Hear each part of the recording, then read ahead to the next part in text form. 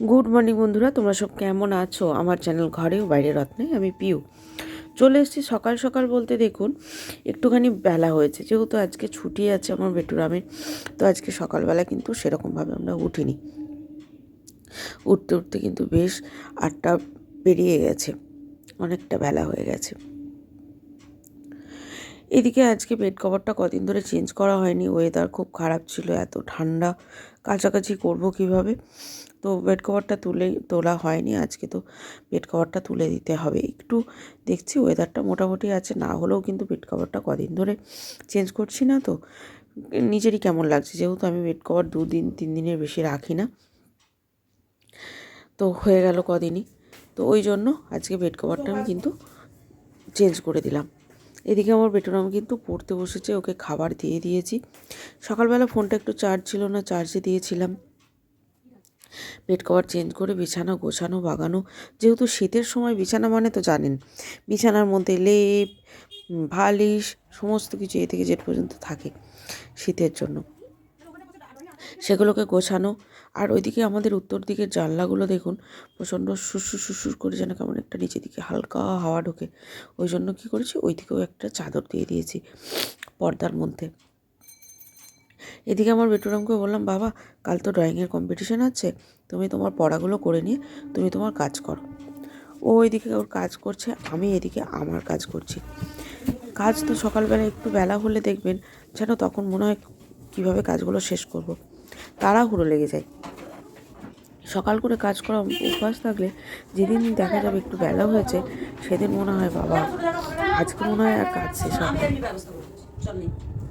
যাই হোক, তার মধ্যে এদিকে কাজ করতে করতে ওকে বলে দিতে হচ্ছে এটা করো ওটা করো, এদিকে গুছিয়ে কাজ করো ওইদিকে গুছিয়ে কাজ করো, না হলে তো সারাক্ষণ মা মা করে রাখতে থাকে।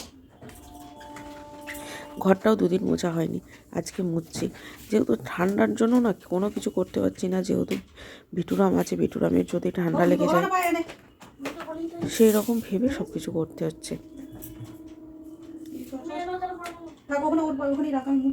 এইদিকে ঘর মোছা কাজ কমপ্লিট হয়ে গেলে ওইদিকে আমি কিন্তু সমস্ত জামা কাপড়গুলো ভিজিয়ে দিয়েছি। ছেলের মোজা অনেকগুলো জড়ো হয়েছে, আমার এই বেড কভার জামা প্যান্ট কদিন ধরেই কিন্তু কাচা হয়নি, 2 দিন তো একদমই কাচিনি। টুকটাক জিনিস তো ধুতে হচ্ছে, না ধুলেও তো নয়। তো যাই হোক, অবশেষে আমার ঘরটি মোছা হলো। এদিকে দেখুন মোছা হয়ে গেছে, আমার কিন্তু কাচাও কমপ্লিট হলো। এখনও স্নান হয়নি, 1 বালতি কেচেছি। এরপর এগুলো আমি কিন্তু রোদের মধ্যে দিয়ে দেব। কাচা কমপ্লিট হয়ে গেছে, তারপর এসে কিন্তু আমি স্নান করব। রোদটা দেখুন মোটামুটি এখন হালকা একটু উঠেছে, যাই হোক হাওয়াটা দিচ্ছে, হাওয়াতেও তো কিছুটা হলেও শুকিয়ে যাবে, ওই জন্য ভাবলাম রোদের মধ্যে দিয়ে আমি স্নান টান করে কিন্তু চলে এসেছি। দেখুন স্নান করে চলে এসেছি, ও এদিকে ড্রয়িংয়ে বসেছে, যেহেতু বললাম বাবা আজকে অনেকবার একটু প্র্যাকটিস করে নাও, যেমন পারবে একটু ভালোভাবে করার চেষ্টা করো, তো করছে। এদিকে দেখুন আমি স্নান করে চলে এসেছি, এখনও ঠাকুর দেওয়া হয়নি, একটু সানস্ক্রিন মেখে নিচ্ছি, চুলটা ছাড়িয়ে সিঁদুরটা পরে নেব। তারপর আছে রান্নার কাজ। বেশ বেলা, দেখতে দেখতে বেশ বেলা, কিন্তু ঠান্ডাটা কিন্তু ভালোই লাগছে। ঠান্ডা লাগলেও কি হবে, আমি তো জল গরম করে স্নান করি, কিন্তু তারপরে বেরোনোর সময় কি ঠান্ডা লাগেই, প্রচণ্ড ঠান্ডা লাগে। আমার কেন, এখন কিন্তু সবার ঠান্ডা লাগছে, কিন্তু কি আর করা যাবে, এরকম ঠান্ডা কিন্তু বেশ কয়েক বছর পড়েনি। ভালো ঠান্ডাটা কিন্তু এবছর পড়েছে, তার মধ্যে আবার বৃষ্টি শীতের দিনে, ভাবা যায়।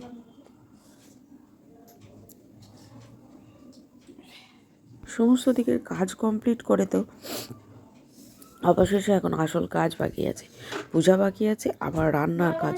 শুধু রান্না তো না, তার সাথে যাবতীয় সব কিছু জোগাড় জানতি। তাহলে ঠাকুর পুজো করে নিলাম, করে নেওয়ার পর ঠাকুর পুজো করে নেওয়ার পর আমি এদিকে চলে এসেছি রান্নাতে। যেহেতু পেটুরাম খাবে, ও তো সেই কখন সকালে হরলিক্স খেয়েছে, তাড়াহুড়ো করতে হবে। এদিকে ইন্ডাকশানে আমি কিন্তু সয়াবিনটা সেদ্ধ করতে বসেছি, মশলাটা রেডি করা হয়েছে। এদিকে দেখুন আমি কিন্তু শিমটা সেদ্ধ করা হয়ে গেছে, শিমটা সেদ্ধ করেছি, শিম আর আমি উচ্ছে ভেজেছি। তো শিমটা ভালো করে সেদ্ধ করে আমি কিন্তু একটু ভেজে নেব, আর ভাতটা তো একদিকে ফুটছে, ভাতটা হতে থাক। এইদিকে জল গরম হচ্ছে, সিম আর করলা ভাজা হয়েছে, আর এদিকে কামরাঙ্গার চাটনি, এদিকে আমি করছি আর এদিকে ডিমের ঝোল। প্রত্যেকটা জায়গায় কামরাঙ্গার চাটনি করতেই হবে, বেটুরামের অর্ডার। কালকে ওর পাপার সাথে কামরাঙ্গা কিনে এনেছে। তো যাই হোক, অনেকটা বেলা হয়ে গেছে বলে আমি আর কোনো কিছু সেরকম অতটা ভিডিওতে দেখাতে পারলাম না। আর একটাই তো ফোন, একটু ফোনও এসেছিলো, ফোন করছিলাম, দিদির সাথে কথা বলছিলাম, বান্ধবীর সাথে কথা বলছিলাম, ওদের সাথে ফোনে কথা বলতে বলতেও একটু হয়ে গেল। যেহেতু তরকারি কথা সারাদিনে সময় হচ্ছে না ফোন করার। এদিকে দেখুন আমি কিন্তু তরকারি চাপিয়েছি। কী তরকারি বলুন তো? দুবেলার একসাথে আমি রান্নাটা করে নিচ্ছি, ডিম, ফুলকপি আর সয়াবিন। বেটুরাম আজকে সয়াবিন খেতে চেয়েছে, তার সাথে ডিম।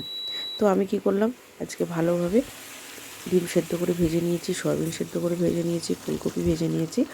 ভালো করে ভেজে মশলাটা কষিয়ে আমি কিন্তু একটা মাখা তরকারি করছি গরম, আর সাথে কামরাঙ্গার চাটনি আর সিম ভাজা আর করলা ভাজা। এই দিয়েই কিন্তু আপাতত আমাদের খাওয়াটা হয়ে যাবে। রাত্রের তো তরকারি থাকবে, তারপর কি করা যাবে সেটা দেখে নেব। দেখুন আমার তরকারি কিন্তু কমপ্লিট, তরকারিটা কিন্তু খুব সুন্দর হয়েছে। আর এদিকে কামরাঙ্গার চাটনি, গরম গরম এই তরকারি থাকলেই ভাত খাওয়া কমপ্লিট। আমার তো উচ্চ ভাজা দিয়েই ভাত খাওয়া হয়ে যাবে, আমার তো বিশাল প্রিয়। এদিকে দেখুন ভাতও আমার হয়ে গেছে, সমস্ত রান্না কমপ্লিট। চলুন এরপর গরম গরম খাবার, সয়াবিন, ডিম, আলু, ফুলকপির তরকারি। চলুন খেতে বসা যাক, আপনারাও চলে আসুন আমাদের সাথে খাবার খেতে। তারপর দেখুন অর্ধেকটা কামরাঙ্গা আমরা কিন্তু চাটনি করেছি, আর অর্ধেকটা মা বেটু মিলে কিন্তু কাঁচাতে খেতে বসে পড়েছি। দেখেছেন আমার বেটুরাম খাচ্ছে, আমিও খাচ্ছি, কিন্তু বেশ মজা করে, বেশ ভালো আমরা লাগছে। খাচ্ছি স্টার ফ্রুট। স্টার ফ্রুট, এগুলোকে স্টার ফ্রুট বলা হয়। হ্যাঁ, ইংরাজিতে।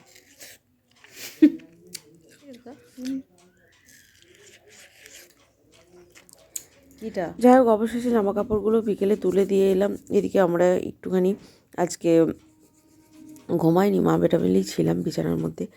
তো এদিকে দেখুন আমার বেটুরামের কালকে ড্রয়িং আছে, ও তো ড্রয়িংটা কমপ্লিট করছে একটু একটু করে। মোটামুটি খুব যে বিশাল ভালো পারে তা না, তা ও চেষ্টা করছে করার। তো আমি আর একটু ভালো করে করতে হবে, ছাতার ইয়েগুলো একটু বেশি হয়ে গেছে।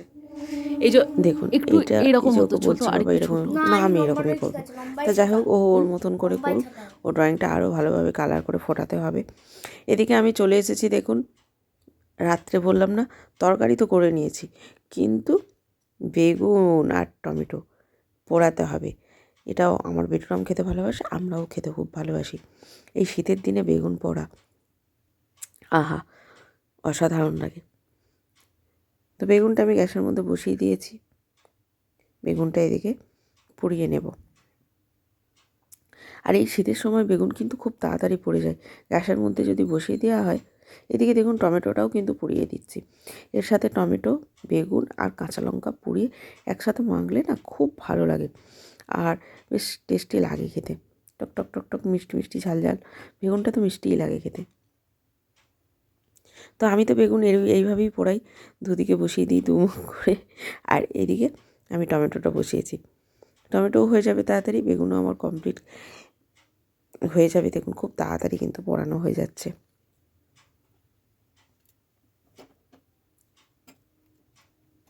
তো গরম গরম এই পোড়া মাখা খেতে কিন্তু বেশ ভালো লাগে। তো দেখতে দেখতে দেখুন আমার বেগুন পোড়া কমপ্লিট, আমি নামিয়ে নিয়েছি। এরপর কিন্তু একটু নামিয়ে রেখে দিতে হবে, যেহেতু যাতে বেগুনটা খুব সুন্দরভাবে ছাড়ানো যায়। একটু হালকা ওপরে জলতত্রা দিয়ে দিলাম, দিয়ে কিন্তু বেগুনটা 10 মিনিট রেখে দিলাম। তারপর কিন্তু বেগুনটা আমি ছাড়াবো, দেখবেন সুন্দর করে বেগুনটা ছাড়ানো যাবে। আর পোড়ানোর সঙ্গে সঙ্গে ছাড়ালে না বেগুনটা আঁশগুলো উঠে যায়। একটু রেখে দিলে একটু নরম হয়ে গেলে খুব সুন্দরভাবে বেগুনটা ছাড়ানো যায়, গোটা বেগুনটা। তো আমি সেইভাবে এবার বেগুনটা ছাড়িয়ে নেব। বেগুনটা ছাড়িয়ে তারপর টমেটো ছাড়ানো আছে, কাঁচা লঙ্কাগুলোও কিন্তু পুড়িয়ে নিয়েছি, একসাথে মাখবো। আজকে জাস্ট রাত্রেবেলা খাওয়াটা জমে যাবে। অনেক দিন কিন্তু পোড়ার খাওয়া হয়নি গো, তো ভাবলাম আজকে তো একটুখানি পোড়া খাবো। তো যাই হোক, আপনাদের সাথে শেয়ার করি আমি কিভাবে পোড়া বানাই আর কিভাবে মাখি। দেখুন গরম ভাপ উঠছে। তো বেগুনটা কিন্তু খুব সুন্দর দেখুন, আর ভেতরটা আমি কিন্তু কাটিনি, বুঝতেই পেরেছি বেগুন হাতে দিয়ে বোঝা যায় যে বেগুন ভালো না খারাপ, ভেতরে পোকা আছে না কি আছে বুঝতে পারা যায়, বিশেষ করে এই শীতের দিনে বেগুন। তো এরকমভাবে একটু একটু করে ছাড়িয়ে নিতে হবে। দেখুন গোটা বেগুনটা পরিষ্কার করে ছাড়ানো হয়ে যাবে। একটু ছাড়াতে টাইম লাগে এটুকুই, তাছাড়া সেরকম কিছুই না। আর আমি তো পোড়ানোর আগে একটু তেল বুলিয়ে নিয়েছিলাম, বেগুনে একটু তেল মাখিয়েছি, টমেটো এসবে তেল মাখিয়ে নিয়েছি, তাহলে ভালো করে ছাড়ানো যাবে। তো আমি কিভাবে মাখবো বলুন তো বেগুন পোড়াটা? তো চলুন, জাস্ট একদমই নর্মাল। এদিকে তরকারিটা কিন্তু এই বেলা ভালো করে গরম করেছি, কাঁচা লঙ্কা শুকনো লঙ্কা কাঁচা লঙ্কা ফোড়ন দিয়েছি, 5 ফোড়ন দিয়ে তরকারিটা গরম করেছি। এদিকে দেখুন ছোটো ছোটো করে পেঁয়াজ কুচিয়ে নিয়েছি, কাঁচা তেল আর লবণ। প্রথমেই কিন্তু আমি মেখে নিচ্ছি কাঁচা লঙ্কাগুলো কিন্তু নরম হয়ে গেছে, আমার বেটুরামের আর তস হয় না। এদিকে টমেটোটাও দেখুন কত সুন্দর সেদ্ধ হয়ে হাত গেছে, ধো, নিজে হাতে লাল খাবি। করে ছাড়ানো হয়ে গেছে। খেয়ে উঠে তুই যত রাত পর্যন্ত, কালকে ড্রয়িং আছে তো, যত রাত পর্যন্ত তুই ঘুমাবি। তারপর বেগুনটা মাখা। তো সকাল থেকে যা কিছু হলো সব কিছু কিন্তু আমি আপনাদের সাথে শেয়ার করলাম। কীরকম লাগলো অবশ্যই কমেন্টে জানাবেন, ভালো লাগলে লাইক কমেন্ট শেয়ার করবেন। আর এইদিকে দেখুন বেগুনটা বললাম না, বেগুনটা হাতে দিলেই বোঝা যায় কত সুন্দর বেগুনটা, সাদা দুধ আর নরম হয়ে সিদ্ধ হয়ে গেছে। তো যাই হোক, আপনারা কিন্তু চলে আসুন আমার সাথে আজকে রাত্রেবেলা ডিম আর সয়াবিনের তরকারি, সাথে বেগুন টমেটো পোড়া মাখা। তো গরম গরম জাস্ট অসাধারণ লাগবে খেতে। আমার তো মাখা কমপ্লিট, আপনারা কিন্তু জলদি চলে আসুন। হ্যাঁ, ধনেপাতাটা কিন্তু আজকে দেওয়া হলো না, কিন্তু নেক্সট দিন অবশ্যই ধনেপাতা দিয়ে মাখবো, কিন্তু সেটাও শেয়ার করব। আর একদিন তো ভর্তা বানাবো, আপনাদের সাথে শেয়ার করব। তো আজকে এটুকুই, আর একদমই ভিডিওটা বাড়াচ্ছি না। আপনারা সবাই ভালো থাকুন, সুস্থ থাকুন, আবার দেখা হচ্ছে আপনাদের সাথে নেক্সট ভিডিওতে। তো আজকের জন্য এখানেই, টাটা, গুড নাইট।